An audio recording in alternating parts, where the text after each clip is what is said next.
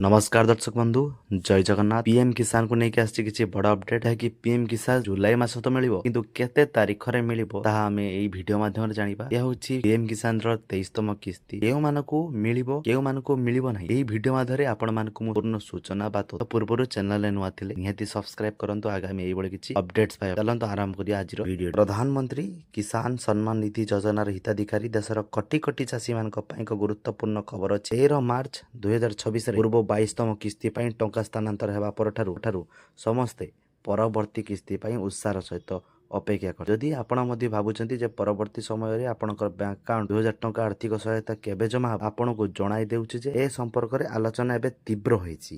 ଏହି ସରକାରୀ ସହାୟତାର ସଦ୍ୟତମ ଅପଡେଟ୍ ଯାହା ପ୍ରତି 4 ମାସରେ ପ୍ରଦାନ କରାଯାଏ ଏବଂ କିପରି ବିନା କୌଣସି ବାଧାରେ ଆପଣଙ୍କ ଆକାଉଣ୍ଟରେ ଟଙ୍କା ପହଞ୍ଚିବ ସେ ବିଷୟରେ ସମ୍ପୂର୍ଣ୍ଣ ବିବରଣୀ ସାମ୍ନାକୁ ଆସିଛି। କିଛି ସମ୍ପର୍କରେ ସଦ୍ୟତମ ଅପଡେଟ୍ ଏଠାରେ ଅଛି। 23ତମ କିସ୍ତି ଜୁଲାଇ ମାସରେ ଆସିବ। ପ୍ରଧାନମନ୍ତ୍ରୀ କିଷାନ ଯୋଜନାର ନିୟମ ଅନୁଯାୟୀ ସରକାର ଚାଷୀମାନଙ୍କୁ ବାର୍ଷିକ 6000 ଟଙ୍କା ଆର୍ଥିକ ସହାୟତା ପ୍ରଦାନ କରନ୍ତି, ଯାହାକି 3ଟି ପୃଥକ କିସ୍ତିରେ ସିଧାସଳଖ ସେମାନଙ୍କ ବ୍ୟାଙ୍କ ଆକାଉଣ୍ଟକୁ ସ୍ଥାନାନ୍ତରିତ କରାଯାଏ।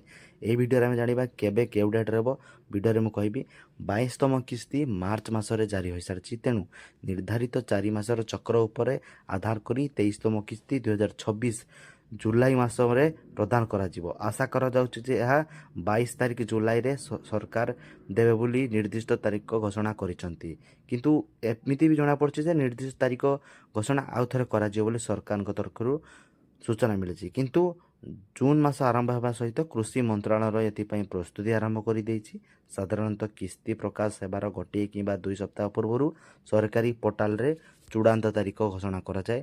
ତେଣୁ ଚାଷୀମାନେ ମୌସୁମୀର ଆଗମନ ସହିତ ଏହି ଆନନ୍ଦଦାୟକ କିସ୍ତି ସେମାନଙ୍କ ଆକାଉଣ୍ଟରେ ପହଞ୍ଚିବାକୁ ଅପେକ୍ଷା